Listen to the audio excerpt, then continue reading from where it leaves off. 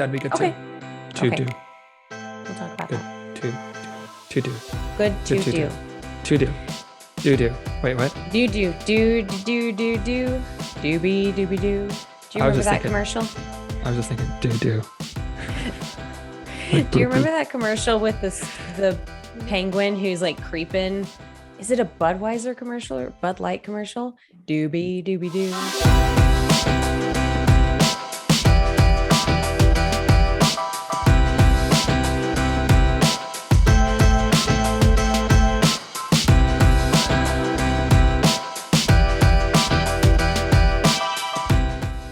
And welcome to Middleish, the podcast about moderation in all things. I am Erin Green. And I'm Michael Gray. And Michael Gray is trying really hard not to crack up right now. Oh, he's not even trying not to. He just is. It is definitely a Monday for us. We've been already trying to rickroll each other. We've been getting jock jams stuck in our heads. I just kind of pranked him because I didn't start the intro when he expected. And so he's fallen apart over there. Yeah, we've been on Zoom for 20 minutes and it's been a ride already. So we'll see how this episode goes. We got all of the verbal warm up out of the way. So here we are. Yes. All of ready for you. Our potty mouth language is out of the way. Well, that's probably not true. We said some things. We'll say that. How about that? Yeah. So Erin pointed out to me that so we use a podcasting service. I don't know, whatever called Anchor, that kind of distributes our podcast to like Apple Podcasts and Spotify and that kind of stuff. And she was like, "Hey, have you looked at our listenership lately?" And I was like, "No, I haven't." And so we did together. We looked at it together, and our listenership is way up, which is pretty cool. It's really exciting. I hadn't looked for, I don't know, several months, and hopped on there this morning. And when Erin said that, and I was like, "Oh shoot, we're almost like double what we were a while ago." So that's pretty exciting. So thank you everybody for sharing and listening and all that stuff. We super appreciate that. I feel like what's happening with some people is they're going backward through our podcast. Like we maybe got some new listeners with a couple recent episodes, and then they're working their way backwards, because if you go back like 15, 20 episodes, it's up a lot more than maybe that middle part. So anyway, we're excited about this, especially because we just changed our format. And, some of you have come to me and said, "Hey, you lost me when you guys went to the monthly big episode." So we're sorry if we lost you, and we hope that you come back, and we hope that maybe if you rate, review, and share the episode and engage with the episode a little bit, maybe your platform will recognize that and start feeding you more episodes. So I don't know if that works, but it's worth a try, right? Yeah. And also, I mean, just because we're just doing one doesn't mean it's still just as good. So maybe we're still checking out. I'm sorry if we lost you, but we're still doing it. Right? We are still here. You can find us pretty easily. Yeah. And, that's, I guess, a testament to anybody who has lost us in their feed. Go look us up, plug it in and put it in your library and, maybe share a little bit. I mean, I have to believe that like the different algorithms that are used on all of these platforms anymore are paying attention to that kind of stuff, like engagement with the episode, sharing the episode. So very well. Give it a try. Give it a try. Yeah. Also, before we dive in here, just because we haven't mentioned this for a long time, I don't think since we switched like at the, back towards the beginning of the year. But we do have listener support as an option. We have a few people who every month just give a very small amount. I think it's like $4.99. It's like a real small amount. If you're interested in supporting what we're doing here on Middleish, just financially, you can do that. It's $4.99 option. It's super cheap. We appreciate your support that way. So that's another option for how you can help Middleish happen. Yeah.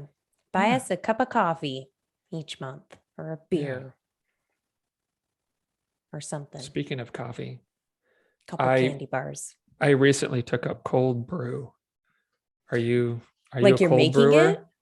You're making it, or you? Oh. Well, okay. So here's what usually happens is I make coffee, and then like later on in the sits around, day, it gets cold. Yeah, I'm like, I could heat it up, or maybe I'll put some ice cubes in it, a little creamer. And it's my new like thing. I love it. I've tried it before. Haven't really, it's been like, I think it's kind of like, for me, it's kind of like beer or whiskey or something. Like you just got to give it a little bit of a few tries to kind of understand what's happening and not expect the taste of hot coffee. And a little creamer helps, let's be honest. Yeah. I do like cold coffee a lot. And I read when cold brew sort of became a thing a few years ago, I was reading some blogs and some different things on it. And it almost seemed like the sourdough craze. Like everybody's got kind of an opinion on how to do it right. And this is the right ratio of whatever. And this is the process. And it can be very geeky. I would just rather buy my cold brew from, from the store or like go to a coffee shop and get some. However, I am not above just drinking straight up cold coffee that's, left over from the morning. So it's the same thing. It happens occasionally. Although we have an espresso machine. And so we make it fresh every cup. It just makes one cup at a time.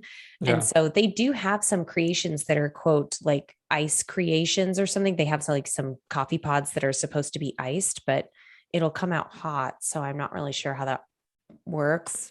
I guess. Yeah. I don't know enough about it to know if there's like better grounds or whatever. I have no idea. Don't know. I just make a few extra cups in the morning, and then you've got. If I want some earlier, I put it in a mug and put it in the freezer for 30 minutes, and then put some. Sounds great. Yeah, sounds great. Good.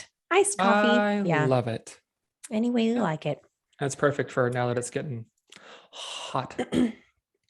Yeah, I bet it is hot for you guys, huh? Yeah, yesterday was weird. It was a weird day. I woke up, it was like 76. It was like, it felt cool. But previously, all last week, I think it was like low 90s, high 80s, pretty humid. Even overnight? No. What have our lows been? I think like low 80s, high 70s. Ugh. It's been pretty hot. Yeah. You wake up in the morning and it's like, like taking Lila to school at 7:45. It's like, oh, geez. Yeah. You're like, I'm already breaking a sweat. Here we go. So yesterday was weird. It was nice. Nice little break. Yeah. But we've had some up and down spring, moody kind of weather. We had snow last Monday. I was going to say like, a week and a half ago. Yeah. Yeah. Like a dumping of snow. Like people were posting about powder days. Yeah. And so there still has been snow around the area. We went for a long gravel ride yesterday and we didn't get up in elevation to where we hit snow, but you could see snow on the surrounding, mountains. Wild. And so it's just not getting warm. Like, May is it's Idaho, guys. Like it's dicey. We always have this kind of weird, moody weather. Bananas up there. It's just like, it'll be like 34 for 4 days. And like 3 days later, it's like, oh my God, it's in the 70s. Yeah, I know. It's happening? So weird.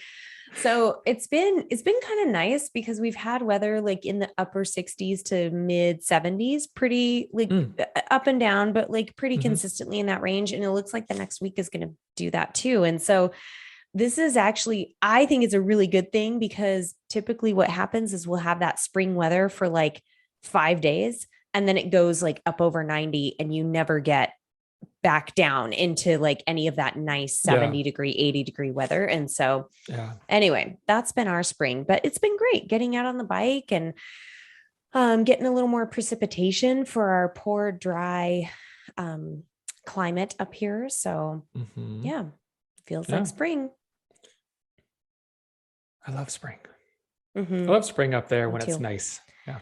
I hung the hummingbird feeder. I don't know if I said this on our mini pod that we released recently, but I hung the hummingbird feeder. And so Rally is just sitting in the window, staring at it all day, watching the hummingbirds come right up. It's like there's lunch happening all the time. Let me out, Mom. And he chatters. You know how cats chatter? Yeah. Anyway, that's my life, my entertainment. I'm noticing right now, as it flips back and forth between you and I on the screen, how you look like a tan, beach girl. I look like a ghost. I think it's the lighting, and I also think this monitor. I think this monitor, because as soon as I got this monitor, I don't know, February. And as soon as I changed it, everybody was like, oh, you look so tan. And I'm like, actually, I'm kind of the same. Like, I'm just the same. I'm just same old me, guys. I'm still Aaron. Just Jenny from the block. Aaron from Nez Perce. Yeah, exactly. All right. Well, should we dive in? Yes, do this? Let's. So we are revisiting a topic from, what did I say, episode 8? Is that what I said? Yeah, 8. Like early on. So this would be like, okay, we started in what, June? Was it June of 2019? June of 2020. 2020, yeah. So Pandemic this is probably podcast. This is probably like end of July, first part of August, when we last discussed this. So coming up on 2 years. Yeah. But body kindness. So this was, I remember when we did this episode, we were both really just excited about this topic, and we had really good feedback on this topic. I remember a lot of people just, commenting and reaching out and be like, man, this is really good. It's really good for me to hear, really good perspective. And we just thought it's absolutely worth revisiting. I mean, because it was 2 years ago. Like, I know. Yeah. So we're going to dive into that. Just what is body kindness? How do we be kind to our bodies as we're looking to be healthier? All that jazz. Yeah. And if you have not listened to episode 8, you might want to go back and listen to it. I'm sure there will be some overlapping concepts today that we'll talk about, but probably a lot of new stuff too. So I didn't go back and listen to episode 8, so I don't really remember specifically what we talked about, but I'm sure that both of these episodes, if this is an area that you're looking at improving or, kind of digging into in your own life, then give both of these episodes a listen. Yeah. Well, and I think we probably have a pretty different perspective on this too, or at least to a degree. I mean, we've both grown over the last coming up on 2 years, and different perspective on what it means to be healthy and, that kind of stuff. So I think we're probably going to bring some new things to it too. But anyway. Yeah. One of the things I'm kind of noticing in the nutrition and diet space is this discourse between health at every size, intuitive eating, body acceptance, body positivity, and then, clinical treatment of obesity, chronic disease, metabolic syndrome, still encouraging some form of weight loss to help mitigate the risk of that, clinical collection of diagnoses. And it's very Middleish of me to see that there's, these two seemingly polarized views of how to approach health and taking care of your body. There has to be an overlap and a way to meet in the middle. And Michael and I have talked about this a lot, where, being kind to your body doesn't mean just like completely giving up, and body acceptance doesn't mean that you don't take care of your body and you don't, strive for improving your health, physically, mentally, emotionally, whatever that looks like. And obesity treatment and metabolic syndrome treatment or prevention doesn't mean that you have to like whittle yourself down to this thin ideal or even focus on weight loss at the outset. And so I think I just want to present that as we talk about body kindness, because the lens through which we're seeing this is that body kindness and body acceptance can happen in any size of body, in any ability, in any stage of life or development. It doesn't mean that you have to necessarily just stay the status quo and you can't work on improvement. And I think that's a big kind of, to me, it's like the big elephant in the room. When I hear these discussions that are so polarized, I'm like, well, wait a minute. Aren't we all working toward the same goal here? Like, don't we want people to feel better in general? So if we can work from a place of being kind to our bodies, what does that look like? It can look like 1,000 different things. Let's talk about some possibilities. Yeah. And I think that's why the kindness piece is so important, because to me, I mean, one, it speaks to like individuality a little bit, right? Like, I mean, what's what's going to be kind for me is different for you and everybody else, and how we receive that and whatever. But I mean, let's be honest, taking care of our health is a kind thing to do, right? And that means different things for people. Like, sure, there are some things that, some like clinical diagnoses and that kind of stuff where losing weight may improve your health. Well, that could be a kind thing. You know what I mean? Just like taking your medication or, doing whatever it is for whatever you have to help yourself be a healthier person. That's a kind thing.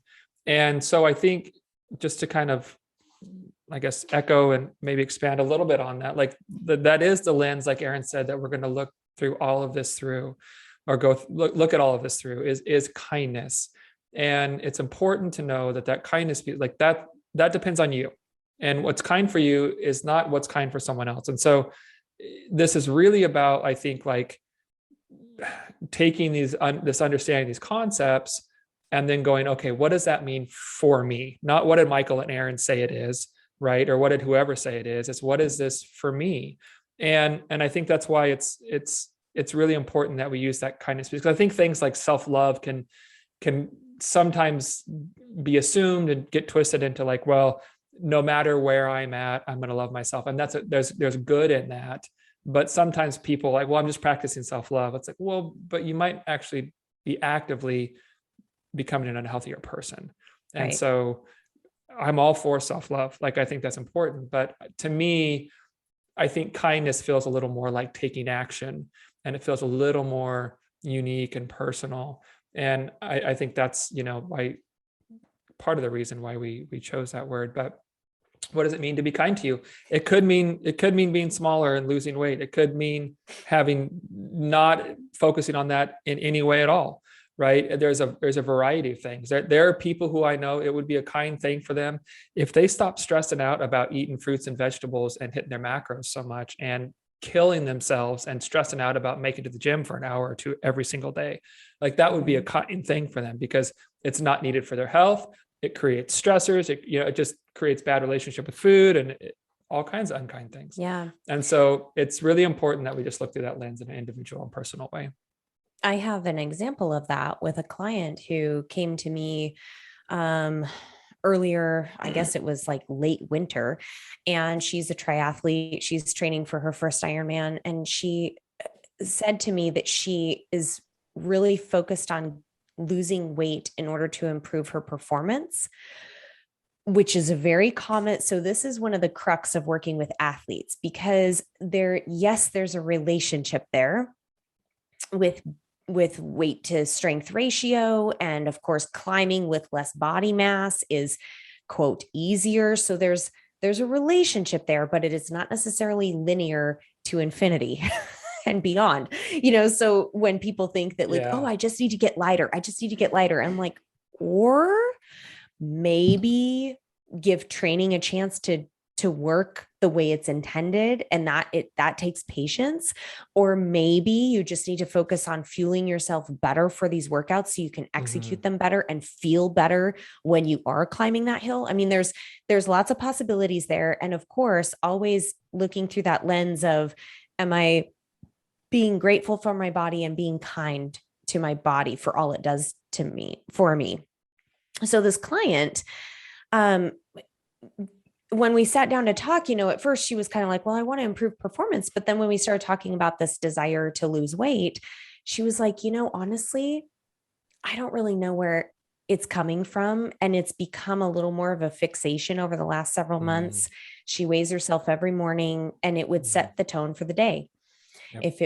If her weight was up a little bit, all of a sudden she had this kind of negative outlook. She had some low level anxiety throughout the day. She was judging every little thing she put in her body. She would be a little harder on herself in terms of like how hard she needed to work in workouts. And it sounded very toxic and unhelpful to me, which is the opposite of kindness. Right. And so I was like, well, so what is it with this fixation? How do, we kind of dug into that a little bit and talked about it.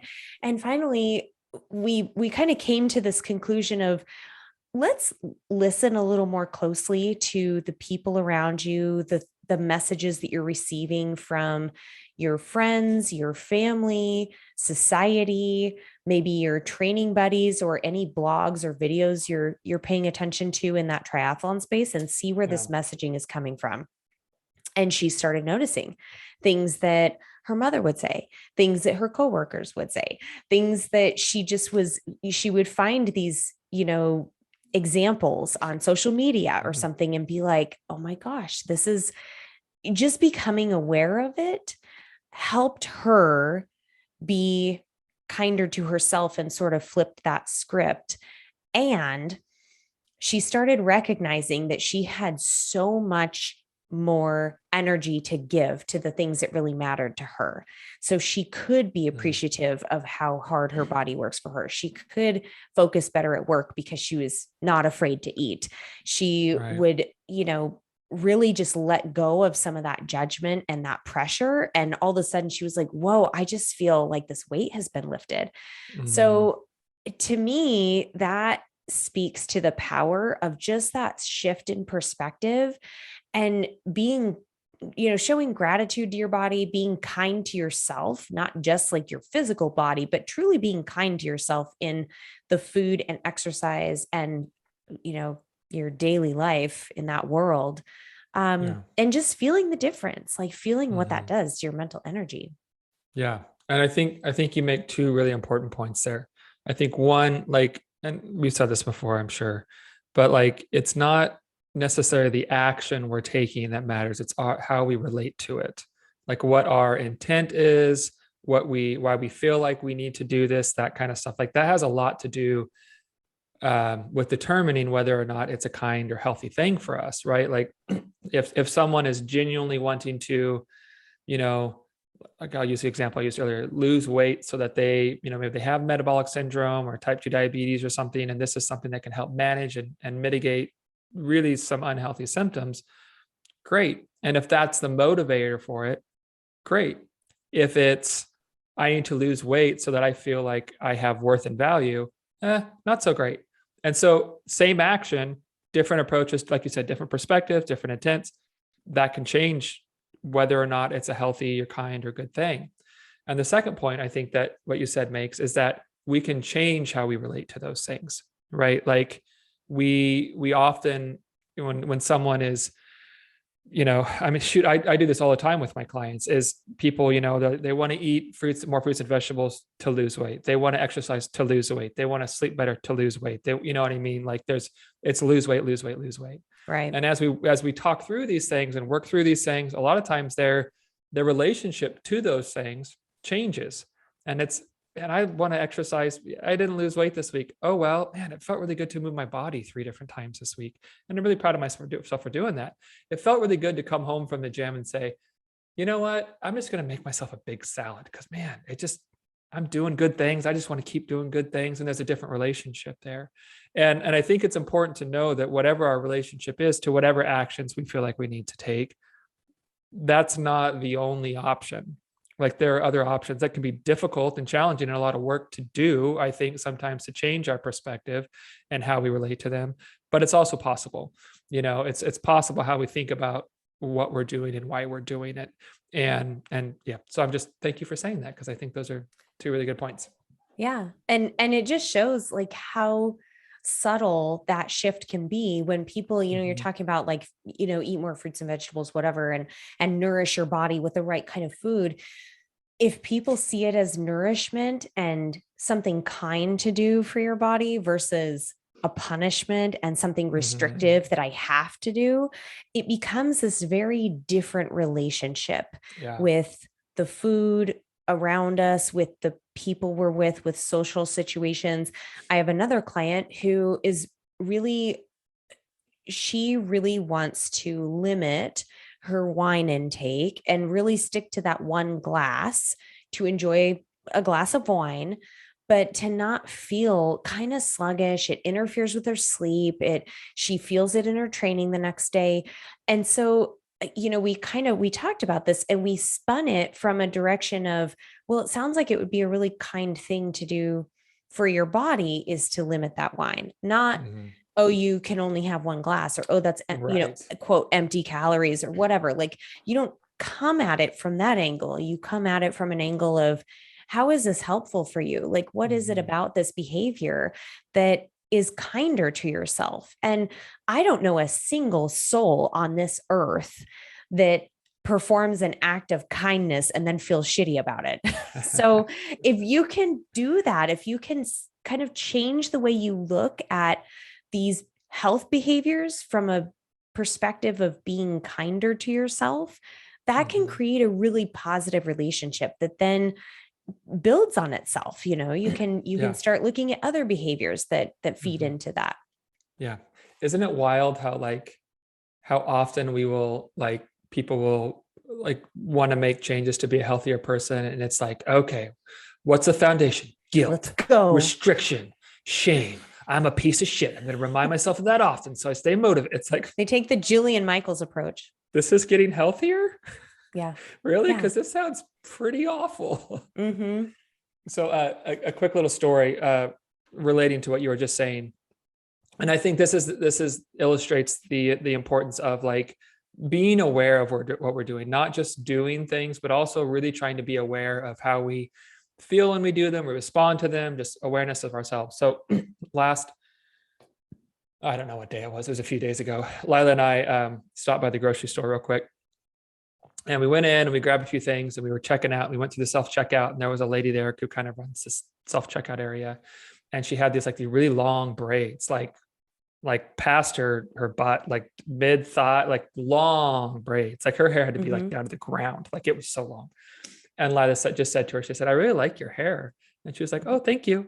And we checked out and we walked out and we were walking to the car and she goes, "Daddy, when I told that lady I liked her hair, I felt a little bit lighter." And I was like, yeah. That's cute. Yeah. It's like, do you know why? She goes, "Well, I think it just felt really good to do something or say something nice to somebody." I'm like, yeah, it feels real great to do things and say things that are nice to people, right?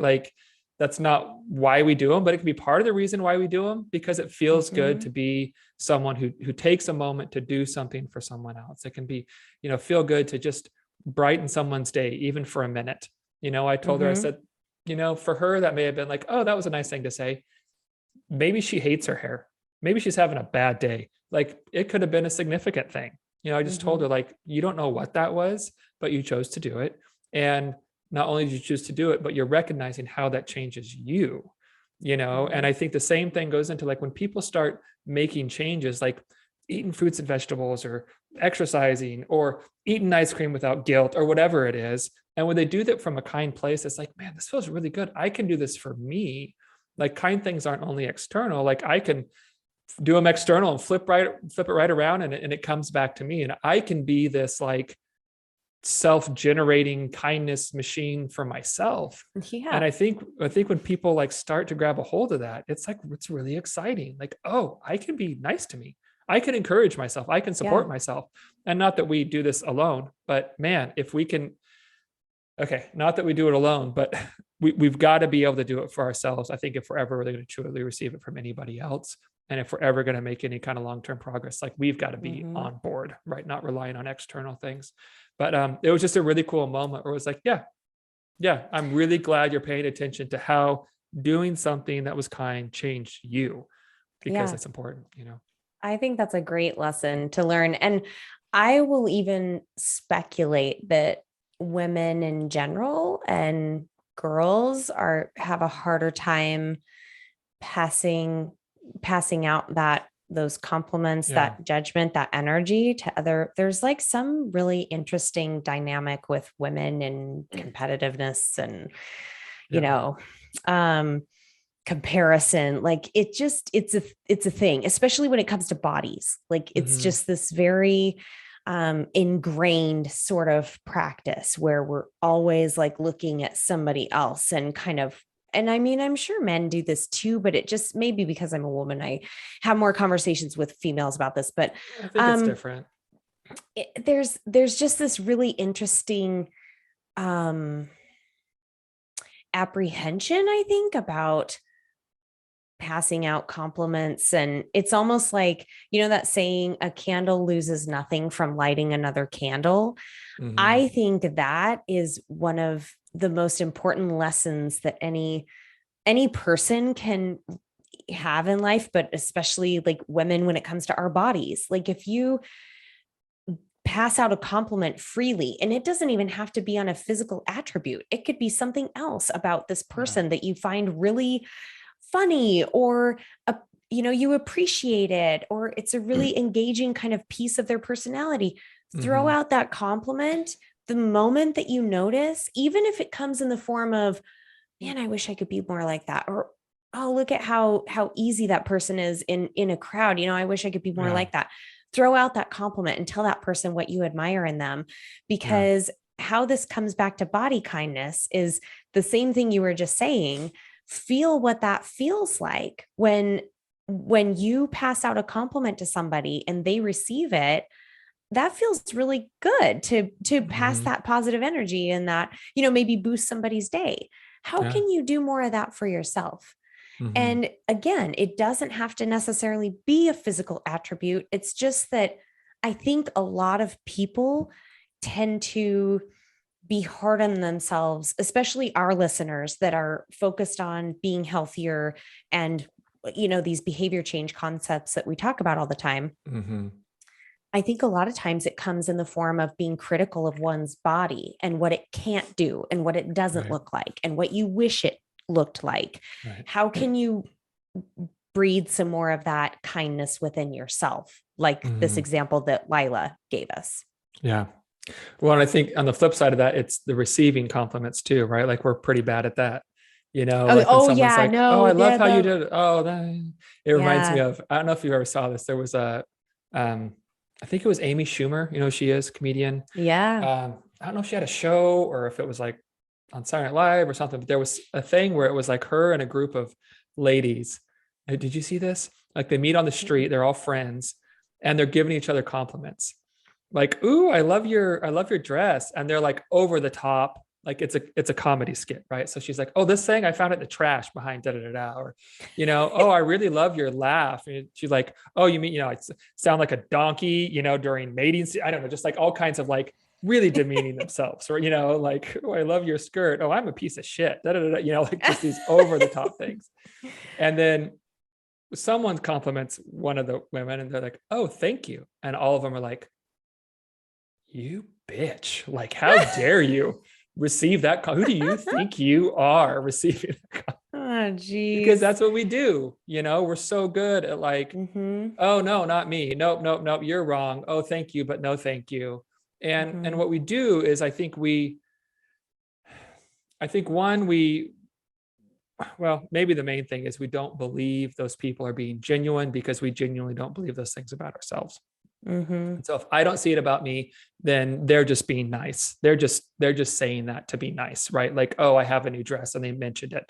That's it, or, oh, I got my hair colored. And so they're going to comment and say it looks good, but it doesn't, like we don't believe these things. And so we can't receive them. And I think it's important to be able to receive like compliments and stuff, because I think generally it comes from an honest place. I don't think a lot of people hand out compliments they don't mean.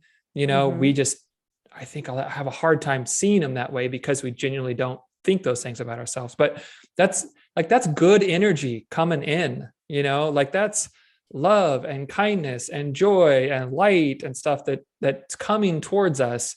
And we say, nope, not for me. And I think we need to accept more of those things, right? But also, I think if we can accept those from other people, it's easier to accept it from ourselves. If we let some of that stuff in and go like, okay, well, maybe I don't feel that way, but maybe they genuinely do. I think that opens that door a little bit and can let some of that stuff in, and it makes it easier for us to believe those things about ourselves as well. Yeah. And this is a call to action, everybody, that, if you have a hard time practicing kindness to yourself or body kindness in any way, practice giving that freely to somebody else and see how it feels. And just look for ways that you can pass out a compliment to a stranger or a friend or, your spouse or something. Just see how that feels different, because I do think that And our friend Brian Fretwell would probably tell him. us, would tell us all of the brain wiring that happens that causes us to, I think it's a 5-to-1 ratio that we focus on threat versus, something positive. And so I think this probably goes along with it is, in order to survive, our species is always looking to like, how are other humans better than me? Which might lead to higher rate of survival. So we're going back to that whole like evolution of the brain. I think this is probably related to that, how you look at other people and all the things that they have that you don't, and all the ways they look that you don't, that you need to improve upon. And all of a sudden we're beating ourselves up about how far we have to go before we're quote good enough. Guess what? Right. I don't know how you can possibly change your body in order to be quote good enough.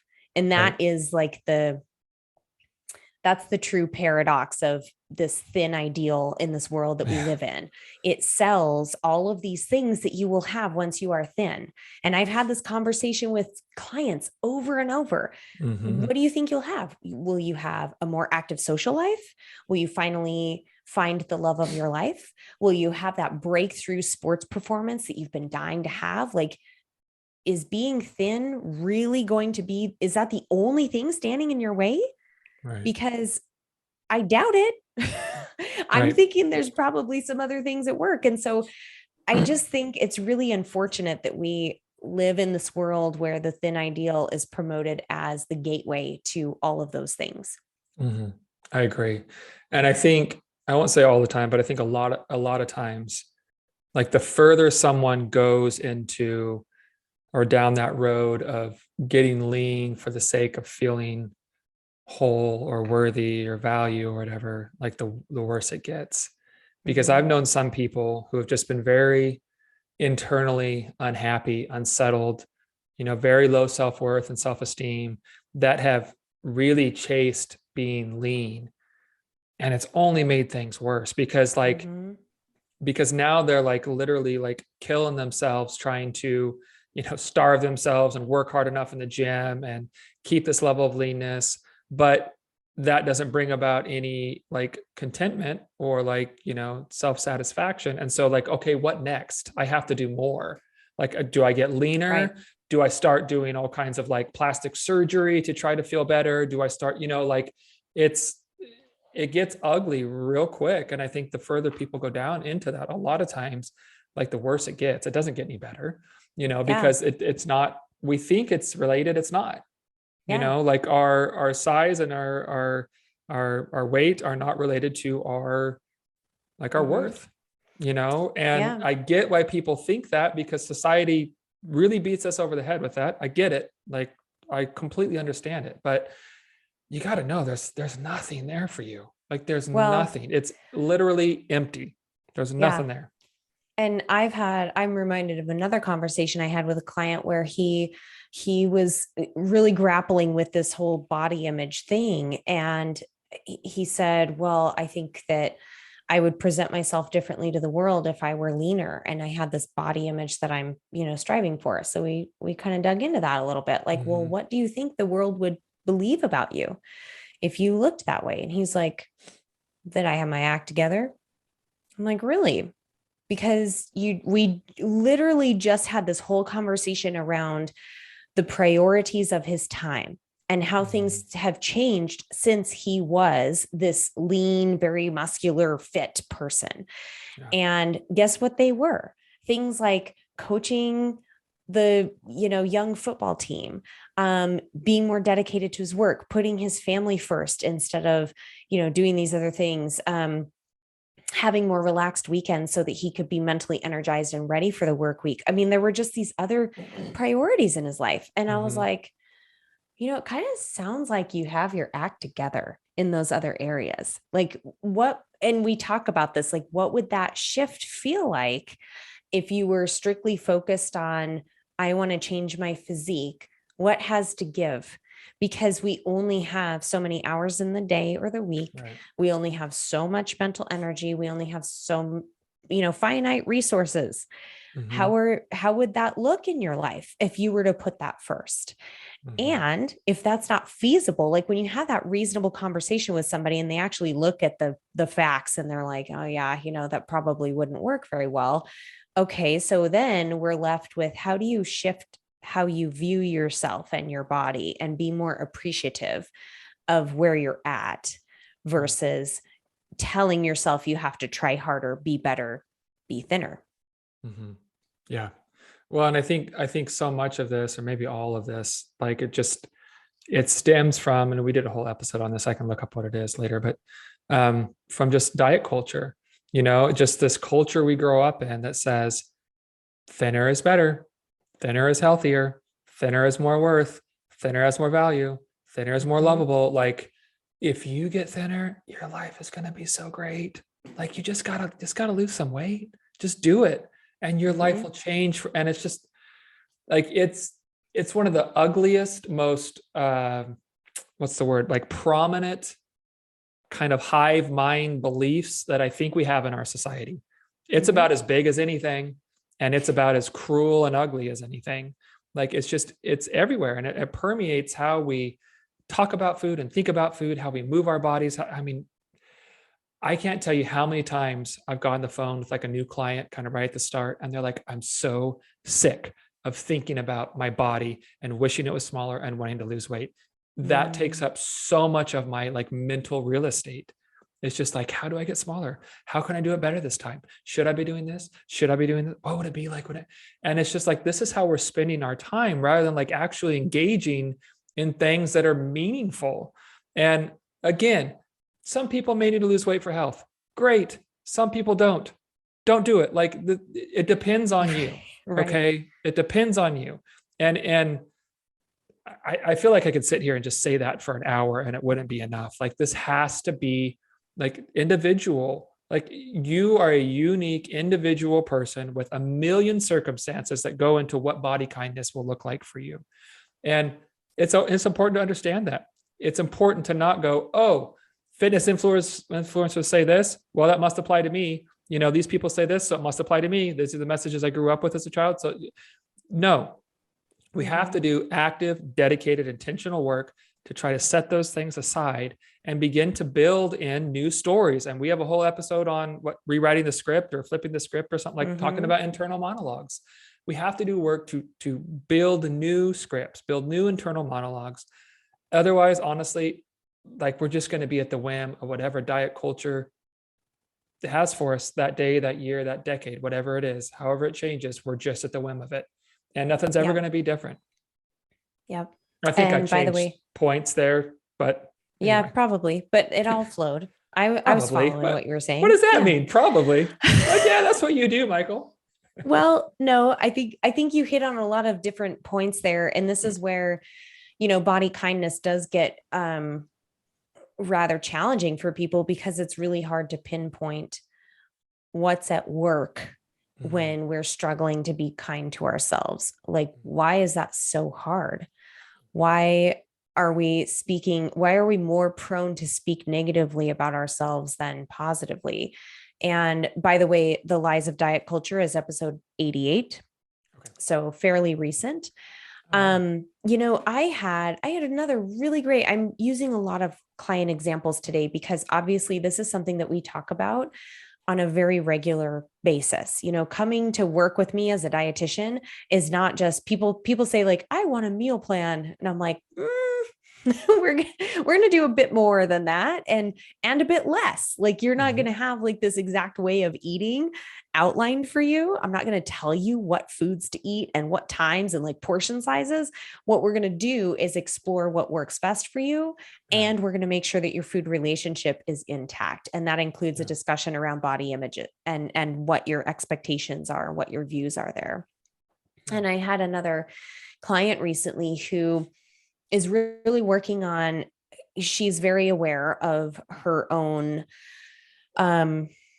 unkind thoughts and feelings around her body. But she's like, this week I was really thinking about this. And she's an alcoholic, I think like 900 some odd days sober, like really, really great work in that area. Wow. but she's like, man, I'm really looking at my body. I'm trying to look with more appreciation.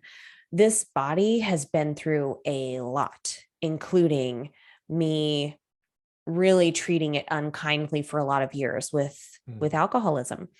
And so just looking at, and now, there's a lot of other health concerns that are probably related to that period of time and some of the other, factors that have gone into that over the years. But trying to look at that from a place of appreciation and being like, whoa, and here she is still showing up for me every day so I can go out for my walk, so I can perform my job, so I can be there for my friends. So just flipping that around, instead of being like, oh my God, look at how horribly I've treated my body and what I've become and what I've, what this has led to and da, da, da.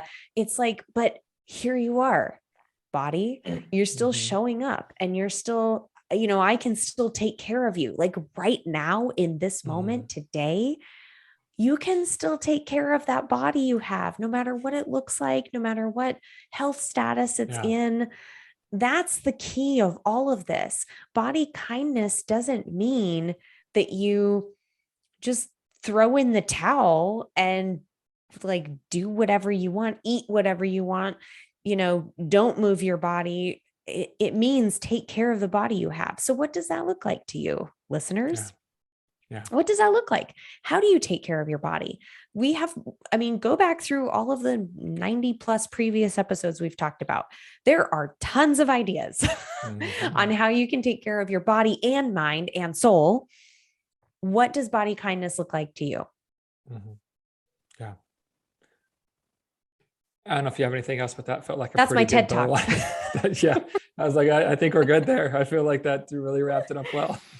I will just say that this month we are going to have like some ideas for you on how to like think differently about your body, how to, treat it differently and interact with it differently. So again, follow us on Instagram because we've got some cool stuff this month. I think that's going to be really helpful for just leaning into body kindness and figuring out like what your own kind of personal brand of kindness looks like, we're going to be doing some cool stuff there. So yeah. Do you have anything in the mundane to share? I do. So yesterday, Sophie's been having a few rough days. We're just establishing some independence, feeling big feelings, working on how we can communicate those in ways that are appropriate and not blowing the roof off the house. We'll say. And it's just tiring. It's a lot of like, just really centering yourself and like trying to control your own emotions and modeling that stuff. There's just a lot. And yesterday was just kind of one of those days where I was just like, oh my God, I'm done. Like, I'm just, And so I went and just kind of, it was in the afternoon. I just went and laid down on my bed for a minute, just like, I need a timeout. And Lila comes in, she goes, hey Dad, can I snuggle with you? I was like, yeah, come on up. And so she laid down and kind of put her head here and we were just laying and talking and I was just kind of holding her. And I said, are you okay? And she was like, yeah. And I said, are you just wanting some loves, And she goes, no, I just thought maybe you could use it. And yeah.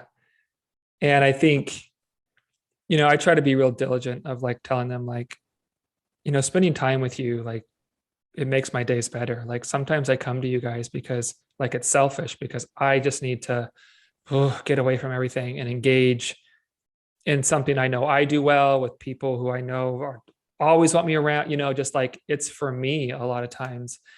And this was just her being like, hey, I know I've been paying attention and I know this matters to you. I know this is important to you. I know this helps. So can I come help you? And it was just such a cool thing, to have like your 11-year-old be like, hey Dad, can I take care of you for a little bit? Can I do some things that I know help you to help you? And it was just a really cool moment. It just, I'm getting teary thinking about it. But sweet. Yeah, see it how was good of a job you and Kat have done sweet. Putting some empathy into cool. your kids and just that awareness of other people and other beings around you and what you can do to again just boost someone else's day and pass that energy. Yeah, that's pretty great. Oh, that's a sweet one. I like that. How about you? Mine was when we came home from Moab a couple weeks ago. We had a great time. We slept well, enjoyed our camper, like rode bikes. We had a really, really nice time. But, it's kind of a long drive getting back. And we had planned to camp one more night and kind of split up that drive. But then the weather, as we got closer to home, was kind of dicey. And so we just pushed on. We got home at like, I don't know, I think it was like 10:30 or 11 at night. We're just exhausted. And, quick shower, fell into bed, just, game over. Spent the whole rest of the day, next day, like unloading and whatever, doing dishes and all the stuff. And Matt told me later that week, he was like, we were talking about the housing market and, we just bought last August. And so we were just talking about how it's still kind of wild and everything. And he goes, when we came home from Moab the other night, I walked in our door and just had this instantaneous feeling of relief and joy and appreciation, and like everything just like, overcame him. And he was just he's like, I am so grateful for our home. And I just was like, oh, you didn't share that with me. Like, you didn't tell me that. And he's like, well, just being here, like, it feels like home. We settled in pretty quickly, and I think it's just important to be very grateful for that. Like you're always looking at like, oh, we could use more space. We could use whatever, a bigger garage, or, like there's always kind of that. I want to change this. I want a little more. I want a little better. Okay, that's fine. That's, what makes us human. But just having that gratitude, and that, I think there's something to be said for like coming home and being like, this is our home. Like, this is our sanctuary, our nest. It's just a really nice moment that we had on the heels of our vacation. Just a nice little like end cap for that vacation. So that's awesome. Yay. I love that. Just like having, just like a little nest to come home to that just feels, like it kind of disarms you, and you can let your guard down and just be. That's awesome. And if you can hear the other part of our coming home, little Rally, he wants attention right now. So perfect timing, Rally. I better go. All right. Well, thank you, everybody. Be looking at, Instagram for this month. We got a lot of cool stuff coming up around body kindness. So thanks for listening. Thanks for listening. We'll catch you next time.